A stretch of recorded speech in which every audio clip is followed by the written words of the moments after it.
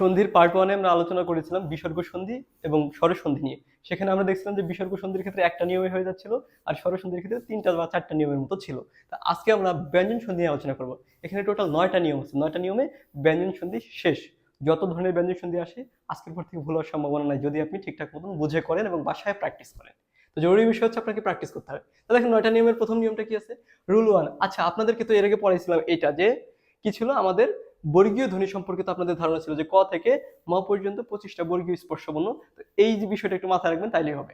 তো দেখেন 1 নম্বর রুল হচ্ছে কি, রুল 1 যেটা, সেটা হচ্ছে 3 ইকুয়াল 1। 3 ইকুয়াল 1 কি, দেখেন 3 নম্বর কোনটা আছে, এই যে এইটা, এটা হচ্ছে আমাদের 3 নম্বর বর্গ। তো 3 নম্বর বর্গ, আর এটা হচ্ছে কি আমাদের 1 নম্বর বর্গ। তাহলে 3 ইকুয়াল 1 কি, এখানে আসেন দেখেন দিক যোগ অন্ত। আচ্ছা, দিগন্ত যখন আমি ভাঙলাম কি হচ্ছে, দিক যোগ অন্ত। দেখেন গ আছে এখানে, গ আছে, গ নাম্বার মানে কি, এই যে 3। তাহলে 3টা আমি জাস্ট ওই বর্গেরই 1 দিয়ে রিপ্লেস করে দেব। দেখেন গ ছিল, হয়ে গেছে ক, মানে 3 ইকুয়াল 1, অর্থাৎ দিগন্ততে দিক যোগ এরপরে কি আছে, অন্ত, শেষ। অর্থাৎ 3 নম্বর বর্গের বর্ণ দিয়ে, মানে বর্গের যে 3 নম্বর বর্গ ইয়া আছে আপনার, এদিকে যে সারি আছে, যে রো আছে, কলাম আছে, এটা জাস্ট একটু মাথায় রাখবেন। তারপরে দেখেন শুভন্ত, দেখেন এখানে 3 নম্বরে দেখেন শুভ, এই যে ব, তার মানে এই বর্গের প্রথম 3 ইকুয়াল 1, 3 ইকুয়াল 1 এই বর্গের প্রথম। তাহলে কি হবে, সুপ যোগ অন্ত, ব ছিল, এটা হয়ে গেল কি, প হয়ে গেল, অর্থাৎ 3 ইকুয়াল 1। এই টাইপের আছে আরো, যেমন বাঘ আড়ম্বর, তাহলে কি হবে, বাঘ যোগ আড়ম্বর, তাহলে বাঘ, এই যে গ আছে, গ মানে কি, তাহলে এই যে এটার সাথে রিপ্লেস করে দিবেন, বাঘ যোগ আড়ম্বর, ক হবে এখানে বাঘ, ঠিক আছে। তারপর কৃদন্ত, তাহলে কি হবে, দেখেন কৃদ, এই যে দেখেন দ আছে, তাহলে এই যে এটা দিয়ে আপনি রিপ্লেস করে দিবেন, এটা দিয়ে আপনি রিপ্লেস করে দিবেন এই বর্গের প্রথম, মানে 3 ইকুয়াল 1। তাহলে এটা হবে কি, কৃদন্ত, তখন আপনি দিবেন কৃত। এখন আপনি বলবেন যে খণ্ডত কেন দিলেন, তয়ের একটা রূপ হচ্ছে খণ্ডত, তয়ের একটা রূপ, তয়ের হচ্ছে হর্ষচিহ্ন যুক্ত রূপ হচ্ছে খণ্ডত, ঠিক আছে।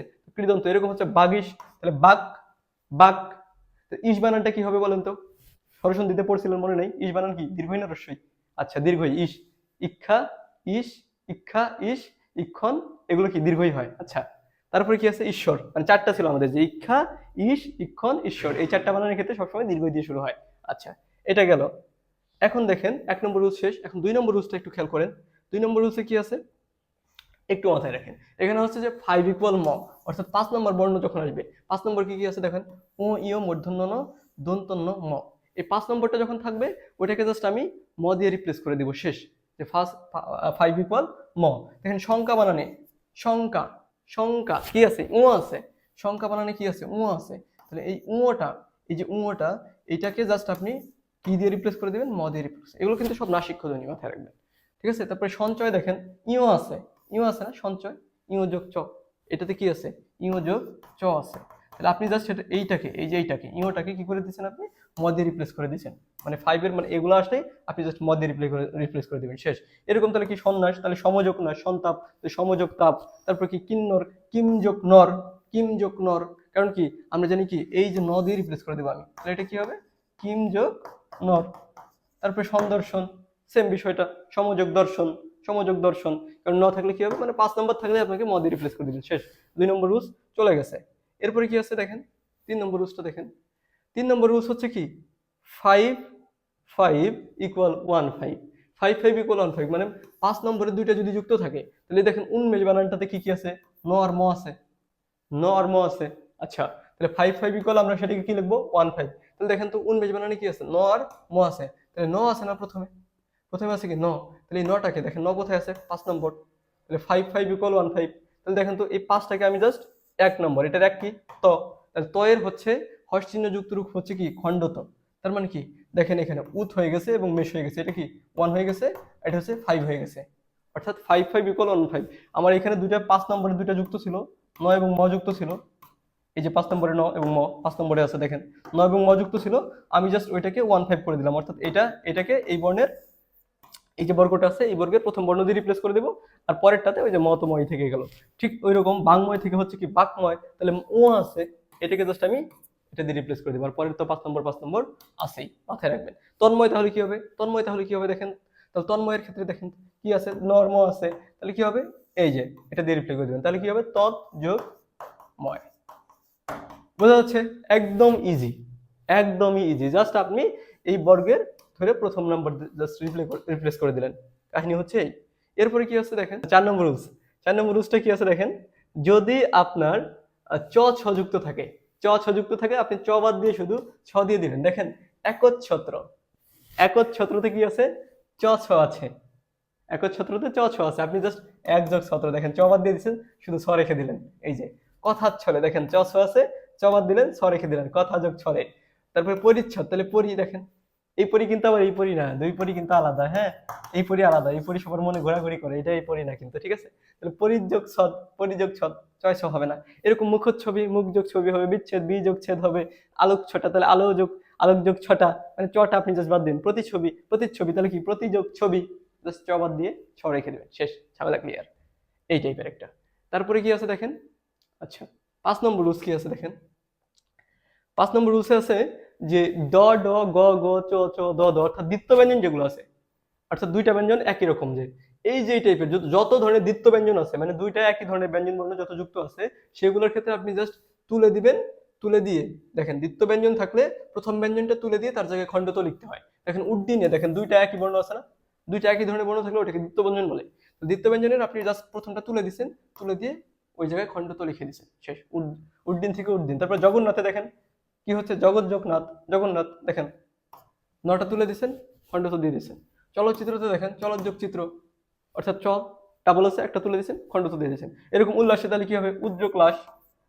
আমাদের নিয়মিত তাই, যে যদি দ্বিত্ব ব্যঞ্জন থাকে তাহলে আমাদের কি করতে হবে, একটা ব্যঞ্জন তুলে দিতে হবে, দিয়ে ওই জায়গায় খণ্ডত।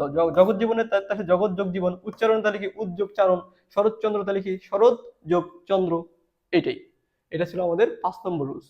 আচ্ছা এরপরে যেটা আছে দেখেন 6 নম্বর রুলসের ক্ষেত্রে কি আছে দেখেন, একটু খেয়াল করেন।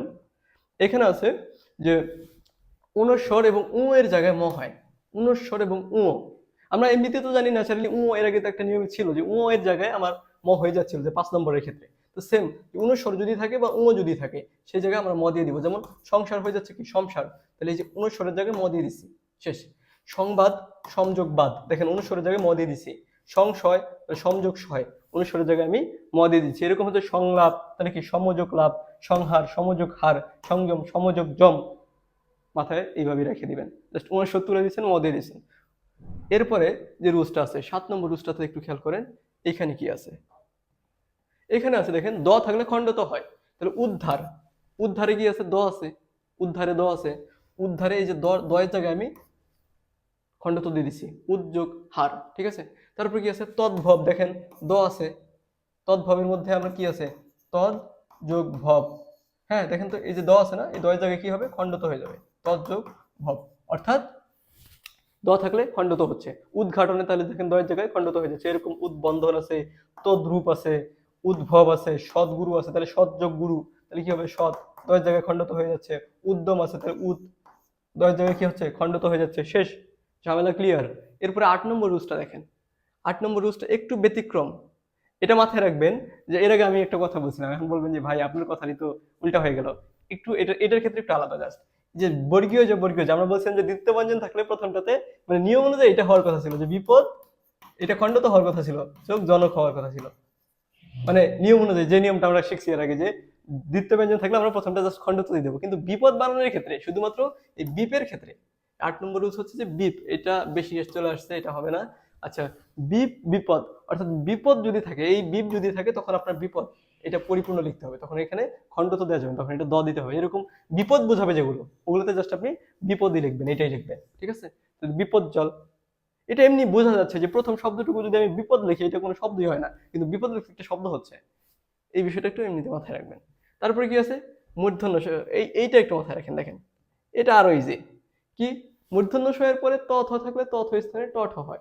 আপনি যদি খেয়াল করেন যে কৃস্তি বানানে কি আছে, কৃস্তি, কৃষ যোগ তি, দেখেন মূর্ধন্য ষ এর পরে ত আছে, এই ত স্থানে কি হচ্ছে, যখন আমি পূর্ণাঙ্গ শব্দ গঠন করছি ট হয়ে গেছে। কৃষ্টিতে কৃষ যোগ তি, ত আছে মূর্ধন্য ষ এর পরে, বলছে ত থাকলে ট হবে, ত থাকলে হবে কি ট, আর থ থাকলে হবে কি ঠ। তাহলে আমরা যদি দেখি যে কৃষ্টি বানানটা কৃষ্টি, তাহলে দেখেন কৃষ যুক্তি মূর্ধন্য ষ এর পরে ত আছে, মূল বানানে যে কি হয়ে যাচ্ছে, কৃষ্টি, ট হয়ে যাচ্ছে। অনুরূপ দেখেন ষষ্ঠতে মূর্ধন্য ষ এর পরে থ আছে, মূল বানানে যে হচ্ছে কি ঠ হয়ে যাচ্ছে। অর্থাৎ মূর্ধন্য ষ এর পরে ত থাকলে ট হয়, মূর্ধন্য ষ এর পরে থ থাকলে ঠ হয়, শেষ। এই যে এটাই ছিল আপনাদের, এই যে যে কয়টা রুলস দিলাম আমি, এই 9টা রুলস আপনি পড়েন, তারপরে ব্যঞ্জন সন্ধি যদি পরীক্ষাতে মানে আপনাদের যে বই আছে সামনে, ওই বইটাতে আশা করতেছি যে 98% 9% আপনি সন্ধি বিচ্ছেদ করতে পারবেন ইনশাল্লাহ। ঠিক আছে। আর বিশেষ নিয়মে কিছু সন্ধি আছে, এটা ওদের বিশেষ নিয়ম, জাস্ট একটু মুখস্থ করবেন এই কয়টা, এর বাইরে নাই, এগুলোই দেয় পরীক্ষাতে, এগুলোই হচ্ছে বিশেষ নিয়ম। ঠিক আছে, একটু খেয়াল করেন যে উত্থান উদ্যোগ স্থান হবে, তারপর কি আছে সংস্কার সমযোগ কার হচ্ছে, হ্যাঁ, তারপরে উত্থাপন উদ্যোগ স্থাপন সংস্কৃত সমযোগকৃত। মানে বিশেষ নিয়ম কি দেখেন তো, এখানে বিসর্গ হওয়া উচিত ছিল না, সমযোগকৃত তো এখানে বিসর্গ হওয়া উচিত ছিল না, কিন্তু এটা হচ্ছে না, এটা হচ্ছে না, এই জন্য এগুলো হচ্ছে বিশেষ নিয়ম। ধরো পরিষ্কার পরিযোগকার সংস্কৃতি সমযোগকৃত, এই কটা হচ্ছে বিশেষ নিয়মের সন্ধি, এই কটা একটু মাথায় রাখবেন, তাহলে হবে। পরীক্ষাতে আসতে পারে, যে পরীক্ষাতে আসে এরকম যে নিচের কোনটি বিশেষ নিয়মের সাধিত সন্ধি, তখন আপনার এগুলো থেকে দিতে হবে উত্তর। তো এই ছিল আমাদের বেশি মানে ব্যঞ্জন সন্ধির বিষয়। তো এর আগে আমরা স্বর সন্ধি শিখলাম, এই পর্বে আমরা ব্যঞ্জন সন্ধি শিখলাম। আপনারা যদি চান ধারাবাহিকভাবে মানে এই ধরনের ব্যাকরণের যত ভিডিও আছে নিয়মিত আসতে থাকবে।